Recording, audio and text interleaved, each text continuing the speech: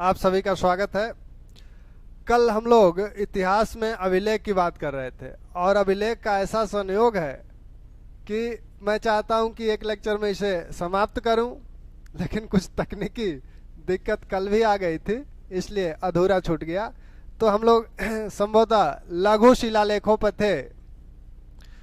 लघु शिलालेख, लघु शिलालेख अशोक के अनेक हैं और विभिन्न प्रांतों से पाए गए हैं। सर्वाधिक लघु शिलालेख कर्नाटक से मिले हैं। तो इन लघु शिलालेखों को हम देखें तो उत्तर प्रदेश से जो लघु शिलालेख अहरौरा से मिला है, बिहार से, बिहार में यह सासाराम से मिला है, मध्य प्रदेश में यह कई जगह से मिला है, रूपनाथ लघु शिलालेख, सारोमारो, सारोमारो,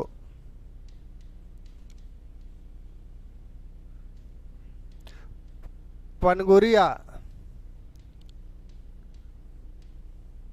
इसी को बुधनी लेख भी कहा जाता है, और आपका गुर्जरा,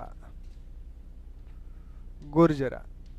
तो ये चार महत्वपूर्ण शिलालेख मध्य प्रदेश से मिले हैं। ऐसे ही राजस्थान से भाबरू, भाबरू बैराट जयपुर से मिला है, बैराट जयपुर से। फिर अगर दक्षिण चला जाए तो कर्नाटक,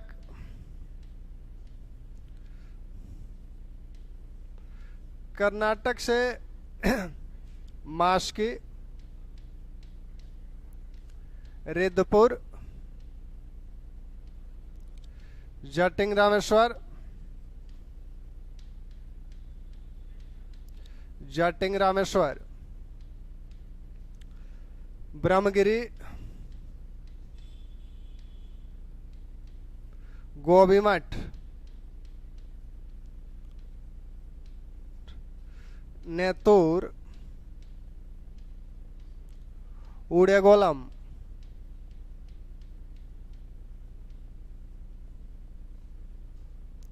शन्नाती,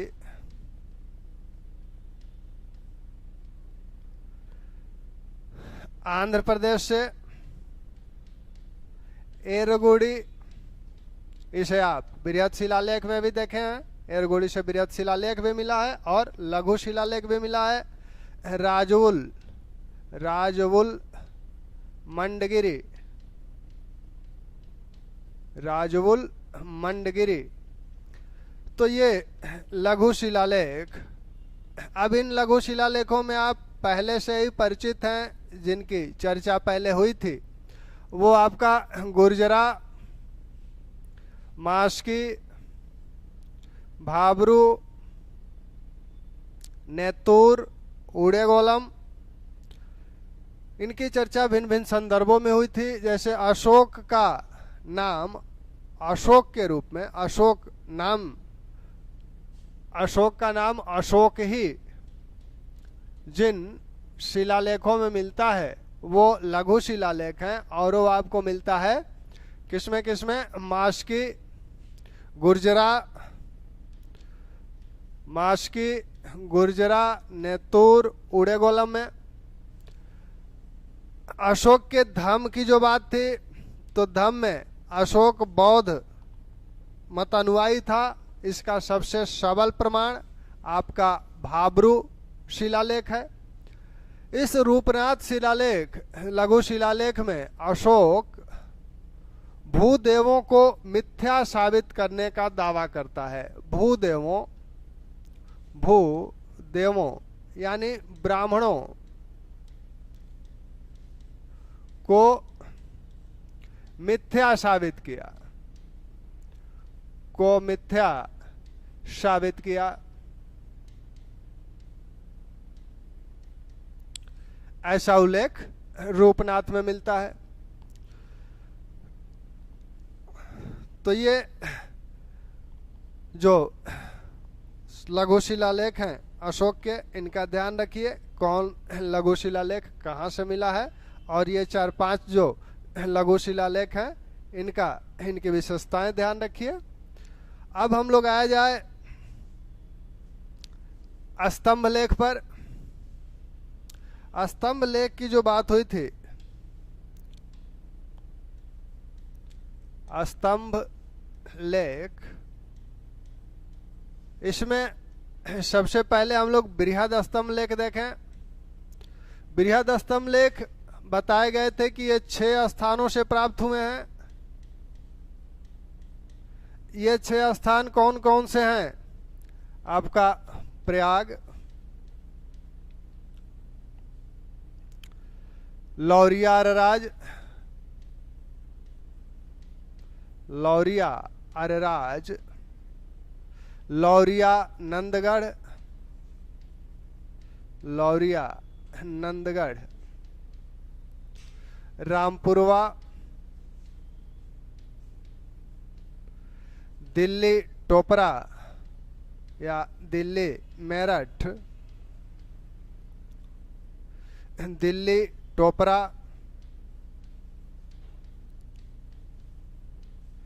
तो ये 6 स्थानों से मिले हैं जिन्हें आप लघु बृहद स्तंभ लेख कर रहे हैं। प्रयाग से लौरिया अरराज नंदगढ़, लौरिया अरराज नंदगढ़, लौरिया अरराज रामपुरवा, दिल्ली, दिल्ली मेरठ, दिल्ली टोपरा, ये जो हैं यह उत्तर प्रदेश से,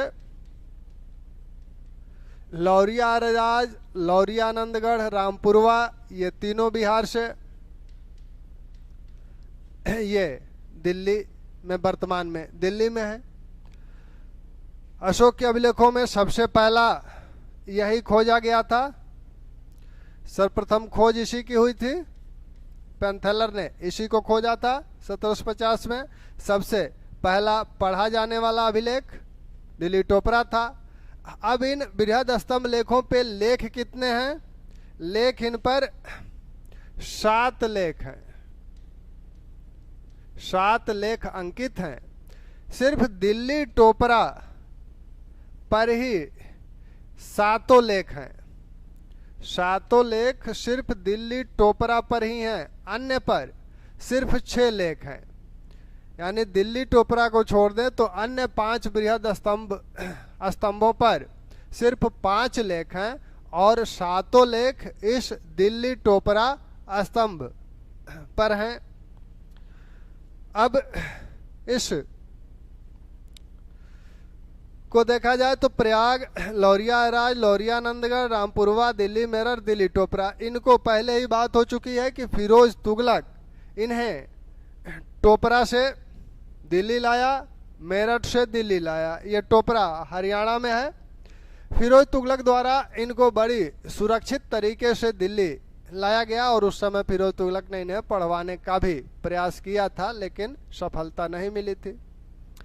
अब इनसे संबंधित स्तंभ लेखों से संबंधित या अशोक के स्तंभों से संबंधित कुछ और बातें जो इनकी कलात्मक बातें हैं वो की जाएंगी। ये कैसे स्तंभ हैं, किस तरह से बने हैं और दारा प्रथम के स्तंभों से इनकी तुलना कितनी समानता है, कितनी असमानता है, तो इन सब की बात हम लोग करेंगे मौर्यकालीन कला में। अभी हम लोग सिर्फ इनके लेखों की बात कर रहे हैं। तो बृहद स्तंभ लेख में 7 लेख हैं। अब 7 लेख क्या क्या हैं? पहला जो लेख है बृहद स्तंभों पर, उसमें अशोक कहता है कि मेरा सिद्धांत धर्म के अनुसार शासन करना है, धर्म के अनुसार प्रजा को सुख प्रदान करना है और धर्म के अनुसार साम्राज्य की रक्षा करना है। तो प्रथम लेख में वह यह बात करता है और साथ में सीमांत जो महामात्र हैं उनको भी यह कहता है कि आप जनता के साथ धर्मानुसार शासन करें। द्वितीय लेख में वह धम्म की बात करता है। धम की क्या बात करता है कि धम को परिभाषित करता है। अशोक के धम में हम लोग देख चुके हैं कि अशोक अपने धम को परिभाषित करता है और उसकी विशेषताएं बताता है। किस स्तंभलेख में? दूसरे और 7वें स्तंभलेख में वह धम को परिभाषित करता है और उनकी विशेषताएं बताता है। तो जो यह अभिलेख है, दूसरा जो लेख है, दूसरे लेख में वह प्रश्न पूछता है कीचु धमे, धम क्या है, और उत्तर भी देता है अपासिने बहुकयाने दया दाने सचे सोचे माधवे साधवे च। वह बात हो चुकी है। तीसरे स्तंभ लेख में वह पाप को बताता है कि आसिनो यानी पाप, क्या क्या पाप है। तो उसमें वह बताता है कि प्रचंडता, निष्ठुरता, क्रोध, लोभ, ईर्ष्या, ये पाप है। चौथे स्तंभ लेख में अशोक बताता है कि हमने अपने राज्याभिषेक के 26वें वर्ष रजुकों को न्यायिक अधिकार भी प्रदान कर दिया। रजुक पहले राजस्व संबंधी अधिकारी थे। रजुक जो शब्द है यह रज्जु से निकला है। रज्जु यानी रस्सी, डोरी, रस्सी। तो ये लोग रस्सी के सहायता से भूमि की माप वगैरह करते रहे होंगे कर निर्धारण हेतु। तो ये राजस्व अधिकारी थे, लेकिन अशोक ने इन्हें अपने राज्याभिषेक के 26वें वर्ष क्या किया, इन्हें न्यायिक अधिकार भी प्रदान कर दिया। वह न्यायिक अधिकार क्यों प्रदान किया? क्योंकि विभिन्न अधिकारियों, जिले में विभिन्न अधिकारियों के पास न्यायिक अधिकार थे और होता यह था कि एक ही मामले में भिन्न भिन्न निर्णय आते थे। तो इस निर्णय संबंधी विसंगति को दूर करने के लिए अशोक ने रजुकों को न्यायिक अधिकार प्रदान कर दिया और रजुकों से यह कहा गया कि वो जनता के सुख का पता लगाएं कि जनता सुखी कैसे होगी और निष्पक्ष न्याय करें। यही रजुकों की तुलना इसी लेख में अशोक धाय मां से करता है कि वह जनता की वैसे ही लालन पालन करेंगे, वैसे ही देखेंगे जैसे एक धाय मां देखती है अपने बच्चे की। इसी में अशोक दंड क्षमता और व्यवहार क्षमता की बात करता है। दंड क्षमता और व्यवहार क्षमता।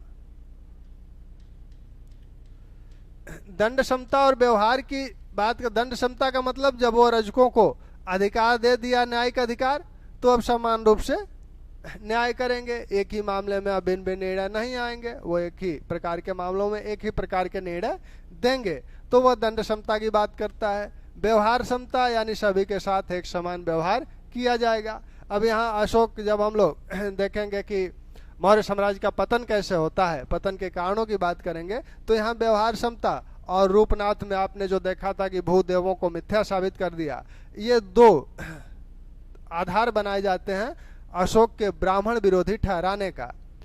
लेकिन ऐसी बात नहीं है। अशोक, क्योंकि दंड क्षमता का भी मतलब यहाँ यह है कि ब्राह्मणों को पहले क्या किया जाता था, वो दंड से मुक्त होते थे। तो अब सभी को समान रूप से सभी के साथ समान व्यवहार किया जाएगा और सभी के साथ दंड के हिसाब से भी, दंड के आधार पर भी समान व्यवहार किया जाएगा। तो ब्राह्मणों को जो विशेषाधिकार मिला है वो नहीं रहेगा।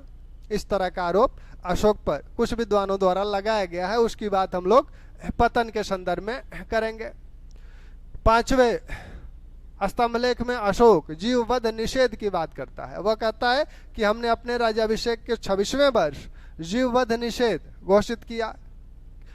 किस प्रकार के जीवों का वध नहीं होना चाहिए? जैसे गर्भणी पशु है, उनका वध नहीं हो सकता। अगर किसी पशु का बच्चा 6 माह से कम का है तो उसका वध नहीं हो सकता।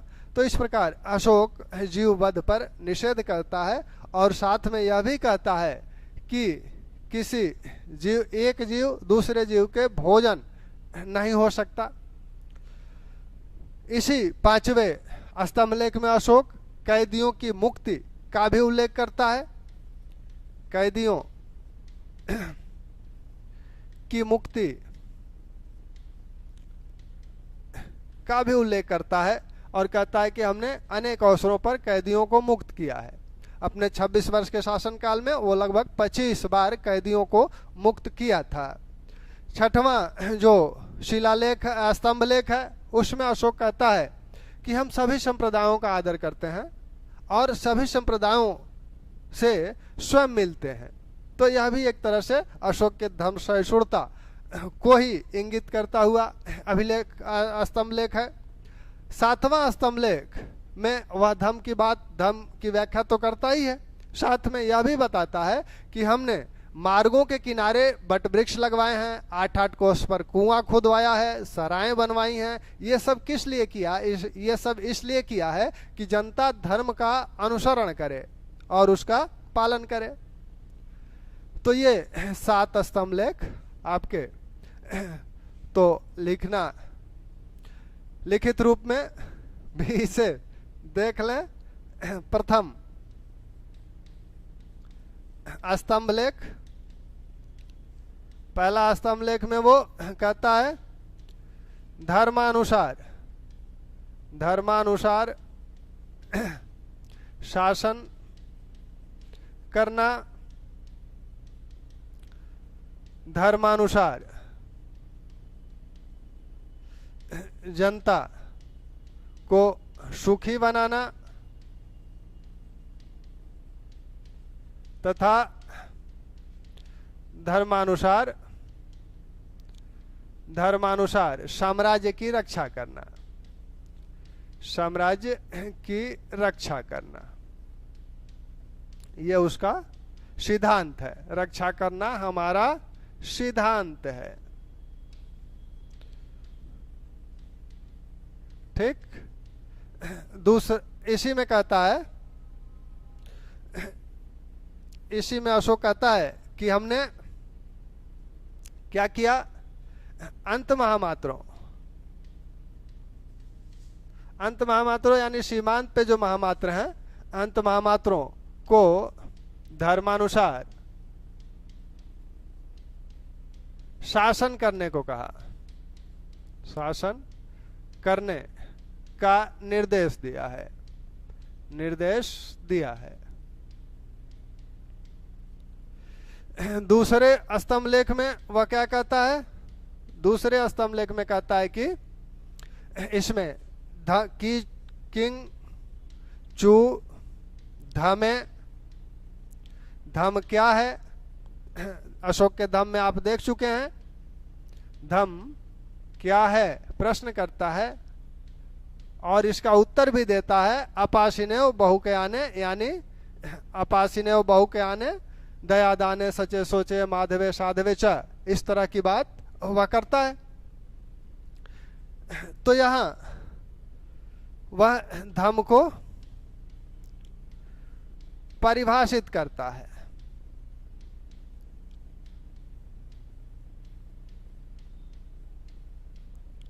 ठीक। अब तीसरा जो स्तंभ लेख है, तीसरा में क्या करता है? कहता है तीसरे स्तंभ लेख में वह धर्म संबंधी अपनी धर्म की जो बात कर रहा है, तो वो बता रहा है कि कुछ चीजें पाप हैं जिन्हें नहीं करना चाहिए। तो यहां आशिनव अर्थात पाप का उल्लेख करता है, 5 पाप बताता है। निष्ठुरता, निष्ठुरता, प्रचंडता, प्रचंडता, क्रोध, लोभ और ईर्ष्या, 5 वह पाप बताता है। क्रोध, निष्ठुरता, प्रचंडता, क्रोध, लोभ, ईर्ष्या, इन 5 को नहीं करना चाहिए, ये 5 पाप होते हैं। चौथे स्तंभ लेख में अशोक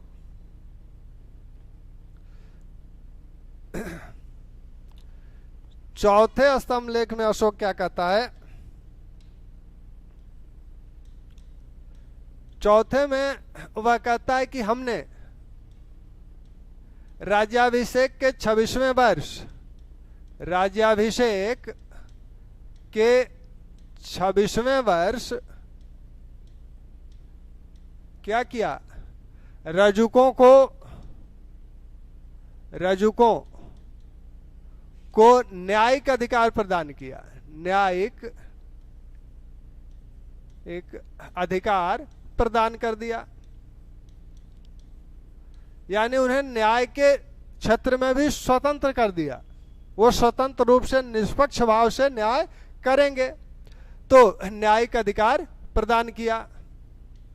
वे जनता के सुख की खोज करें, सुख की खोज करें और एक धाय माँ के समान, माँ के समान जनता का पालन पोषण करें।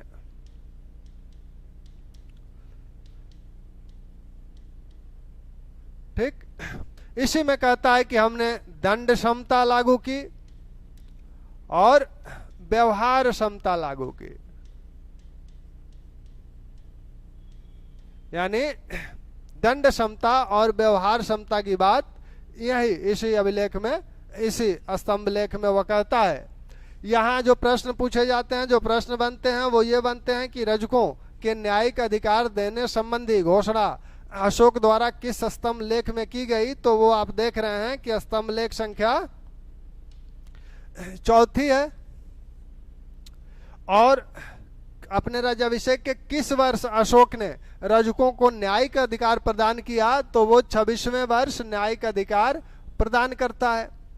रजुक कहाँ के अधिकारी हैं? मौर्यकालीन प्रशासन में देखा जाएगा ये जिले के अधिकारी हैं। रोमिला थापर कहती हैं किसानों के ऋण है ये। तो पहले ये क्या करते थे? पहले एक राजस्व अधिकारी थे, अब न्यायिक अधिकारी भी बन गए। जैसे जिलाधिकारी पहले कलेक्टर था, कलेक्शन करता था राजस्व का, फिर उसे कुछ न्यायिक अधिकार भी दे दिए गए। वैसे ही रजकों की स्थिति यहां देखने को मिलती है। दंड समता और व्यवहार समता का उल्लेख अशोक ने कहाँ किया है? तो 4थे स्तंभ लेख में किया है। इसका मतलब है सभी को समान रूप से समान मामलों में समान दंड दिया जाएगा, और इसका मतलब है सभी के साथ समान व्यवहार किया जाएगा, किसी का कोई विशेषाधिकार नहीं है। 5वें स्तंभ लेख में अशोक क्या कहता है? 5वें स्तंभ लेख में अशोक कहता है कि हमने राज्याभिषेक के 26वें वर्ष क्या किया? पशु वध निषेध किया। हमने राज्याभिषेक के 26वें वर्ष पशु वध निषेध किया। किस वर्ष? 26वें वर्ष किया। और इसमें क्या किया कि गर्भिणी पशुओं को नहीं मारना है, 6 माह से छोटे जो पशु हैं उनको नहीं मारना है। इसी में अशोक कहता है कि एक जीव दूसरे जीव का भोजन नहीं हो सकता, दूसरे जीव का भोजन नहीं हो सकता, नहीं हो सकता। इसी में अशोक कहता है कि कैदियों के मुक्ति संबंधी प्रावधान, कैदियों के मुक्ति संबंधी प्रावधान भी इसी में है।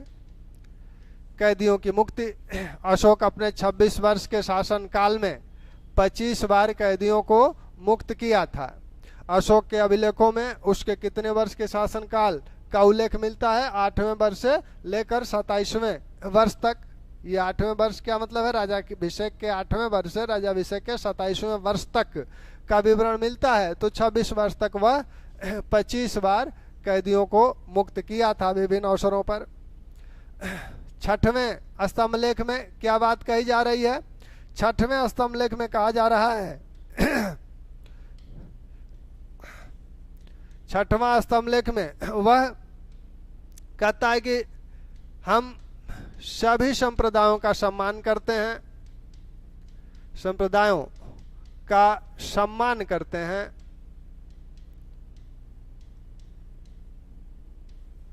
तथा सभी से मिलने स्वयं जाते हैं।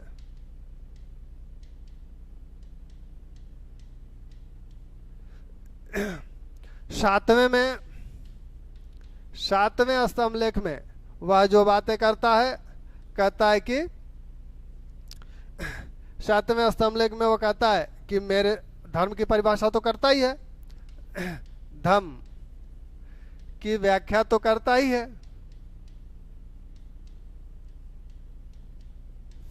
और क्या करता है, और इसमें कहता है कि मेरे द्वारा मार्गों के किनारे वट वृक्ष छाया के लिए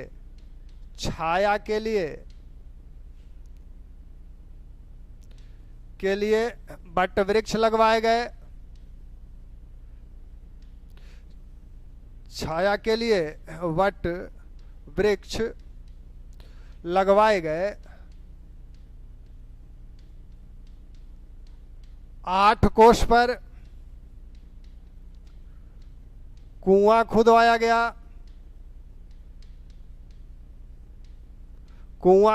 गया तथा सराएं बनवाई गई।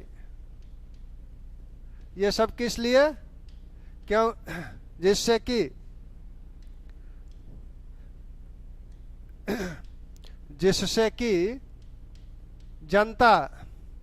कि लोग धर्म का अनुसरण करें।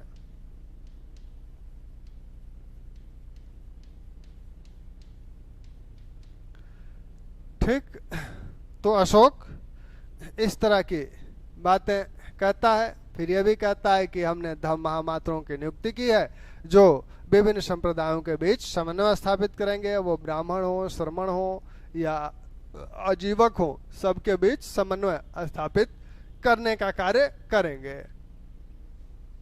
तो ये आपके स्तंभ लेख रहे। अब इन स्तंभ लेखों में अभी तक ये बृहद स्तंभ लेख थे। अब लघु स्तंभ लेख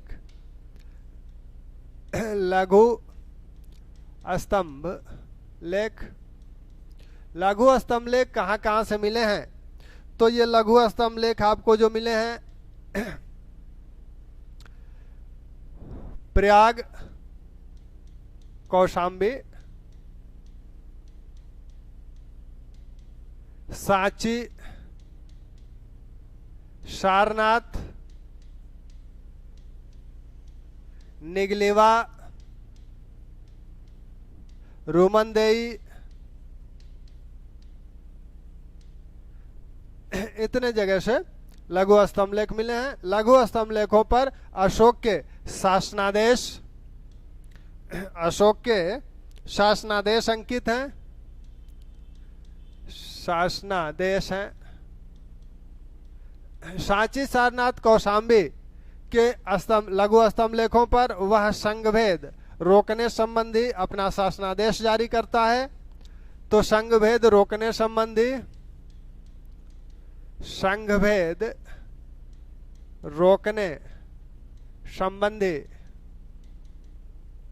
शासनादेश है। वह कहता है कि जो कोई संघ में भेद उत्पन्न करेगा उसे श्वेत वस्त्र पहनाकर संघ से निष्कासित कर दिया जाएगा।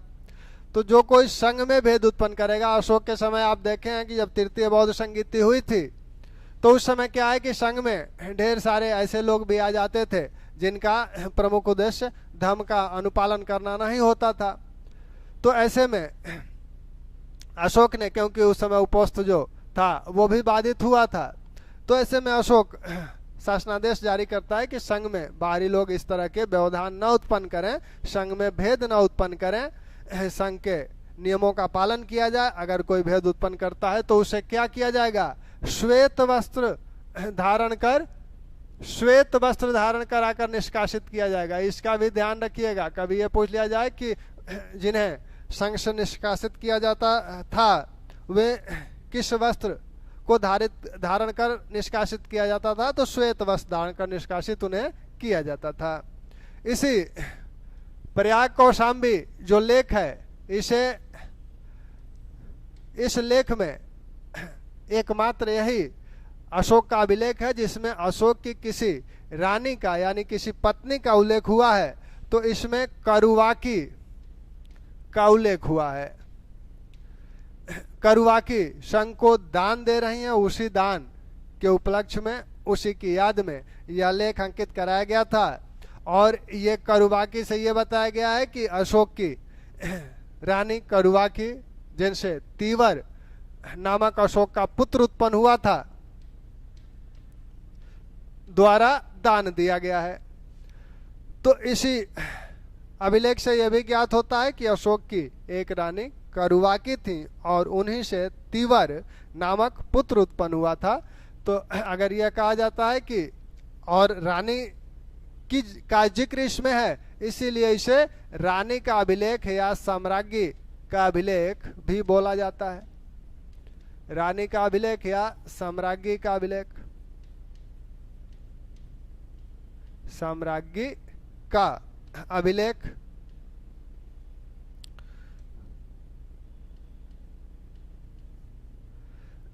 तो रानी का अभिलेख या साम्राज्ञी का अभिलेख भी इसे बोला जाता है। एक मात्र अभिलेख है जिसमें अशोक की किसी रानी या पत्नी का उल्लेख हुआ है। ठीक। अब ये जो दो अभिलेख आपको दिख रहे हैं, ये आपका निगलिवा और रुमंदेई, यह दोनों कहाँ से प्राप्त हुए हैं? नेपाल की तराई से प्राप्त हुए हैं। यह प्रयाग कौशाम्बी इसलिए कहा गया है क्योंकि ये पहले कौशाम्बी में था, बाद में प्रयाग में लाकर स्थापित कराया गया। जैसा कि आपने बृहद स्तंभ लेखों में देखा, जो प्रयाग का स्तंभ लेख है। अच्छा, बृहद स्तंभ लेख में एक बात नहीं हुई थी, उसको यहीं देख लें। प्रयाग का एक लघु स्तंभ लेख भी है और प्रयाग से आपने देखा जो बृहद स्तंभ लेख है उस सूची में भी प्रयाग है। तो प्रयाग से दोनों लेख मिले हैं। वह जो बृहद स्तंभ लेख है वो कौशाम्बी में था पहले संभवतः।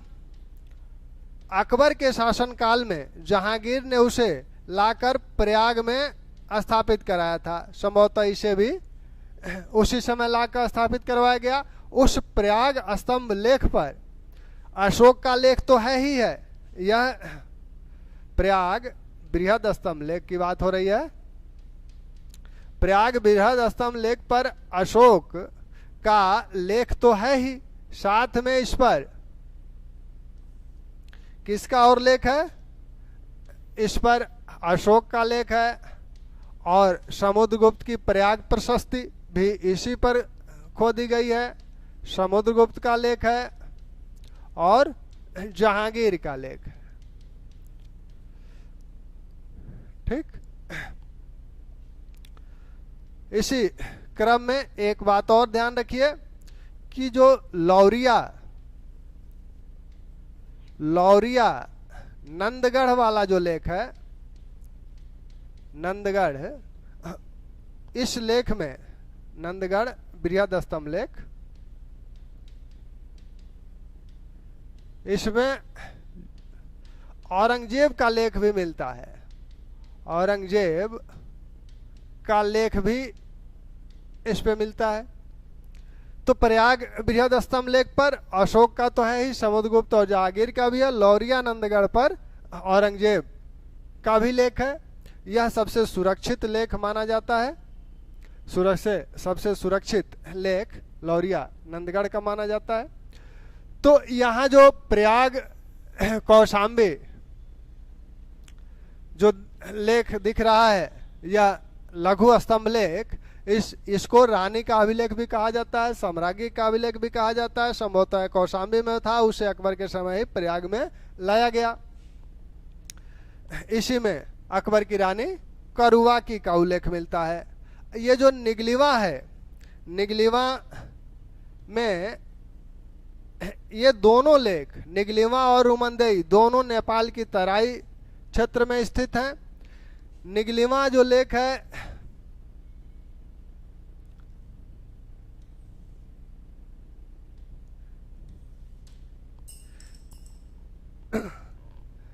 निगलिमा जो मिला है, इस लेख से यह सूचना प्राप्त होती है कि अशोक ने अपने राज्याभिषेक के 14वें वर्ष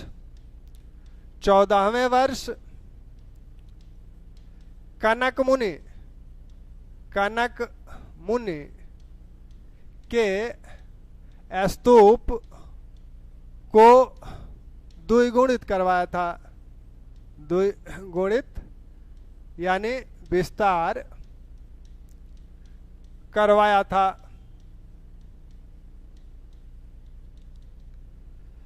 तो इस निगलिमा अभिलेख से यह सूचना मिलती है कि अशोक अपने राज्याभिषेक के 14वें वर्ष कनक मुनि का स्तूप जो वहां पहले से था उसको और विस्तारित करवाया था और बड़ा करवाया था। रुमंदेई अभिलेख से यह ज्ञात होता है कि अशोक लुम्बिनी ग्राम यानी बुद्ध का जन्मस्थल, बुद्ध का जन्मस्थल की यात्रा किया था। कब? अपने राज्याभिषेक के 20वें वर्ष वो यात्रा किया है और वहां उद्वलिक का मतलब है कर, वहां कर को कम कर दिया। कर को कम करना, तो वहां उसने कर को कम कर दिया। जो कर पहले 1/6 लगता था उसे घटाकर 1/8 भाग कर दिया। उत्पादन का 1/6 भाग पहले कर लगता था, उसे घटाकर वहां के लोगों के लिए 1/6 भाग कर दिया। और यहाँ पर एक शिला भी स्थापित करवाया। ये बुद्ध का जन्मस्थल है, ये बात यहाँ भी इस अभिलेख में भी कही जा रही है। और इस अभिलेख में बुद्ध को क्या कहा जा रहा है? बुद्ध को बताया जा रहा है कि ये भगवान है। भगवा यहाँ भगव बोला गया है, बुद्ध को भगवान बोला गया है। तो इस प्रकार निगलिमा और रुमंदेई स्तंभ लेख आपके हो गए। तो अशोक के स्तंभ लेखों, शिलालेखों की बातें हो गई हैं। अशोक का जो अभिलेख हैं वो क्या लगते हैं? अशोक के अभिलेख पढ़ने में आत्मकथा जैसे लगते हैं। अब आत्मकथा जैसे क्यों लगते हैं? क्योंकि अशोक इन अभिलेखों में अपनी व्यक्तिगत बातें बताता है, अपना उद्देश्य बताता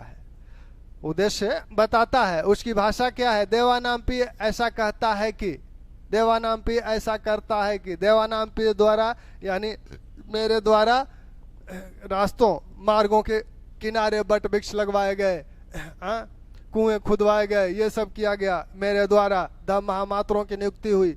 तो वो अशोक स्वयं कह रहा है। तो इसलिए ये जो अभिलेख हैं अशोक के अभिलेख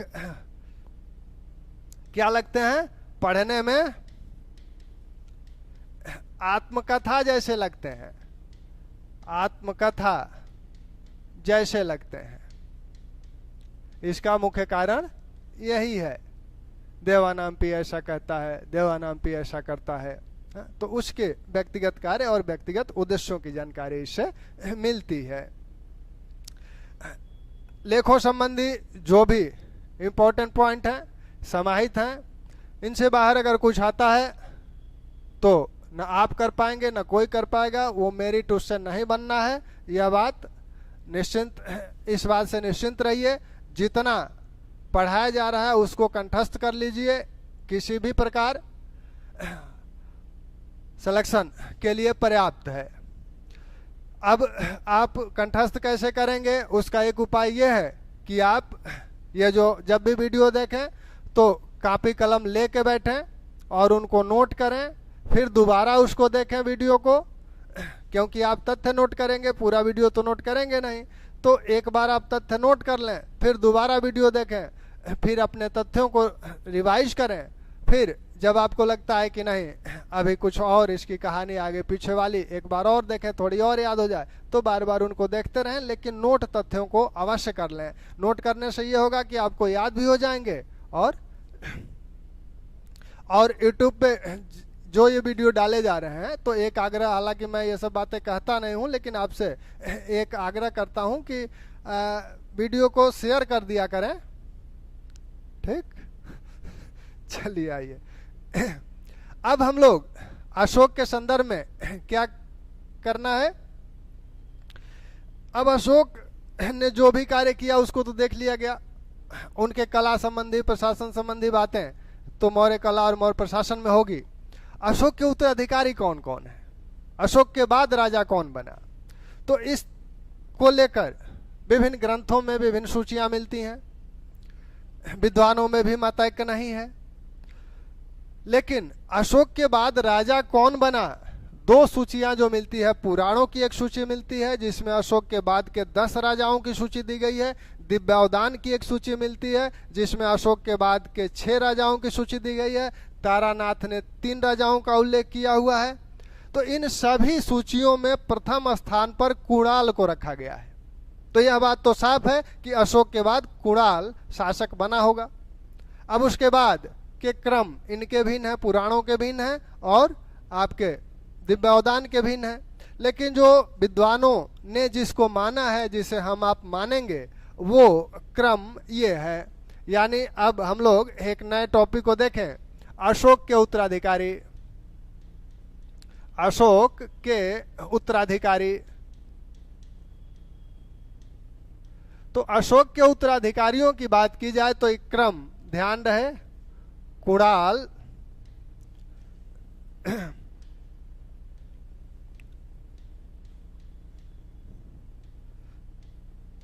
दशरथ, संप्रति, शालिशुक, वृहद्रथ। ये अशोक के उत्तराधिकारियों का क्रम है। इनके साथ ये भी ध्यान रखें, क्योंकि बात विषय की हो रही है, पुराणों में अशोक के 10 उत्तराधिकारियों की सूची मिलती है।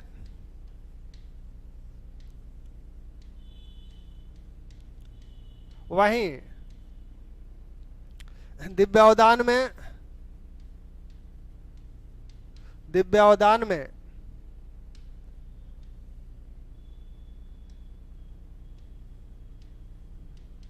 6 की सूची मिलती है।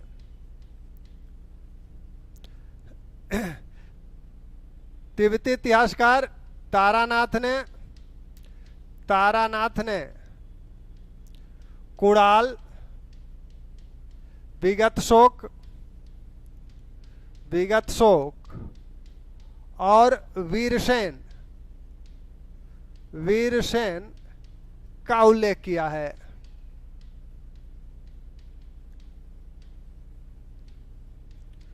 वीरसेन का उल्लेख किया है।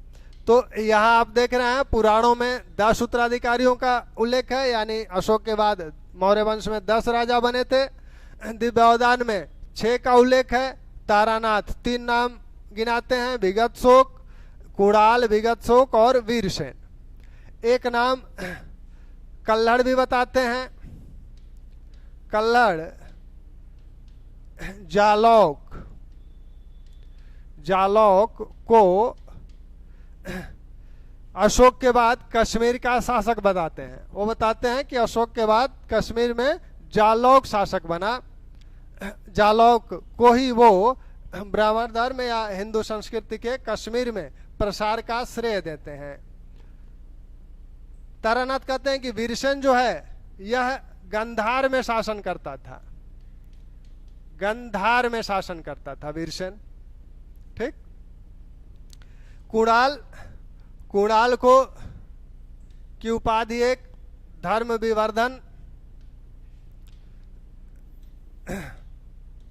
धर्म विवर्धन की है दशरथ। दशरथ ऐसा उत्तराधिकारी है अशोक का जिसके पुरातात्विक साक्ष्य भी प्राप्त होते हैं। अशोक के उत्तराधिकारियों में अगर किसी एक का पुरातात्विक साक्ष्य है तो वो दशरथ का है, क्योंकि दशरथ ने नागार्जुनी पहाड़ियों पर 3 गुफाएं बनवाई थी और उन गुफाओं पर लेख मिलता है इसका। तो इस प्रकार इसका पुरातात्विक साक्ष्य भी है। तो दशरथ ऐसा उत्तराधिकारी है जिसका पुरातात्विक साक्ष्य भी है। अगर ये कहा जाए कि अशोक के उत्तराधिकारियों में पुरातात्विक साक्ष्य किसका मिलता है तो वो आपके दशरथ हैं। ये अशोक की तरह ही क्या करते हैं, देवानाम प्रिय की उपाधि धारण करते हैं। देवानाम प्रिय की उपाधि अशोक की तरह ये भी धारण करते हैं। मौर्य वंश में 2 शासकों ने देवानाम प्रिय की उपाधि धारण की, एक तो अशोक, और अशोक का अनुसरण करते हुए उनका उत्तराधिकारी दशरथ भी इसको धारण करते हैं। संप्रति, संप्रति ये दशरथ को माना जाता है कि आजीवक संप्रदाय को यह संरक्षण प्रदान किए थे, क्योंकि उसी संप्रदाय के लिए इन्होंने नागार्जुनी पहाड़ियों पर गुफाओं का निर्माण किया था। संप्रति जैन मत अनुयायी है और सुहस्तिन जैन धर्म में इसका उल्लेख हो चुका है। सुहस्तिन ने दशरथ को जैन धर्म में दीक्षित किया था, जैन धर्म में दीक्षित किया था। चूंकि जैन मतानुयायी हैं इसलिए इन्हें कुछ लोग चंद्रगुप्त द्वितीय भी कहते हैं। चंद्रगुप्त द्वितीय, मौर्य वंश का ये चंद्रगुप्त द्वितीय है, क्योंकि चंद्रगुप्त प्रथम, चंद्रगुप्त मौर्य भी बाद में जैन मतानुयायी हो गए थे। वैसे संप्रति भी बाद में जैन मतानुयायी हो गया। इस संदर्भ में इसे चंद्रगुप्त द्वितीय भी कहा जा सकता है या कहा जाता है। शालिशुक, शालिशुक का उल्लेख यूनानी शालिशुक का उल्लेख यूनानी इतिहासकारों द्वारा भी किया गया है और गार्गी संहिता में भी इनका उल्लेख है। गार्गी संहिता में इन्हें धार्मिक के रूप में अधार्मिक बताया गया है, झगड़ालू किस्म का बताया गया है कि यह झगड़ालू भी था और इसने यज्ञों के आयोजन को रोका था। तो शालिशुक के विषय में यह कहा गया है कि अंत्योकस या अंत्योक तृतीय काबुल घाटी पर आक्रमण किया। काबुल घाटी पर आक्रमण किया। आप जानते हैं कि काबुल घाटी मौर्यों के साम्राज्य सीमा में था। तो काबुल घाटी पर अंत्योक तृतीय ने आक्रमण किया। उस समय यहाँ का शासक सुभग सेन, पोलिबियस कहता है कि यहाँ का शासक सुभग सेन था। पोलिबियस के अनुसार, पोलिबियस के अनुसार उस समय यहाँ का शासक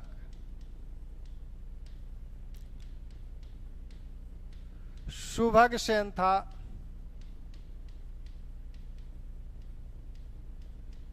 तो इस सुभग सेन की पहचान जो की जाती है वह इन्हीं शालिशुक से की जाती है। शालिशुक को अधार्मिक, झगड़ालू भी बताया गया है। किसमें? गार्गी संहिता में।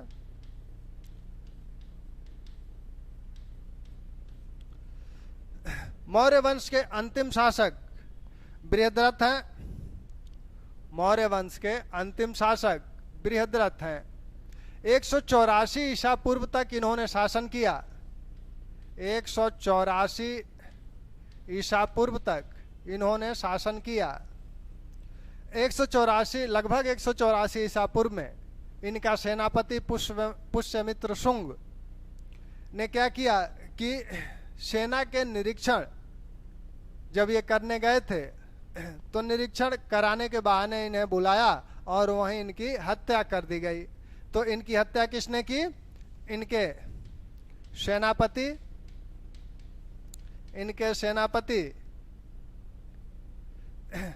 पुष्यमित्र शुंग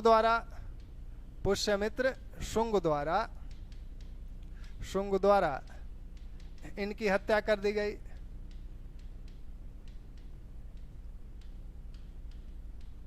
बाणभट्ट ने इन्हें क्या कहा?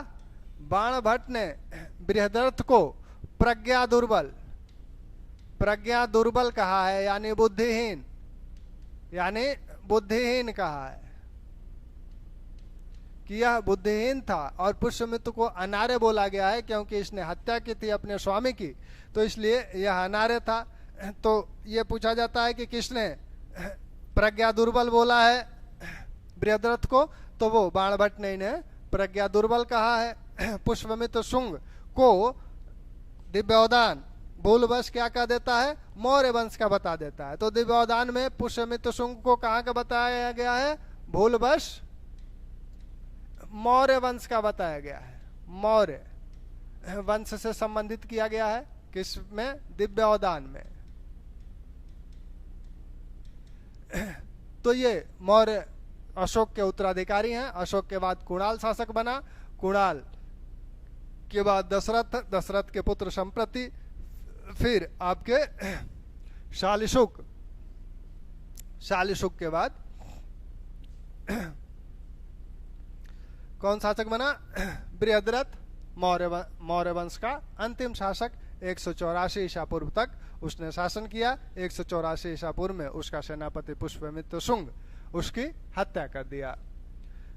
तो ये मौर्य वंश में अशोक के उत्तराधिकारियों तक की बात थी।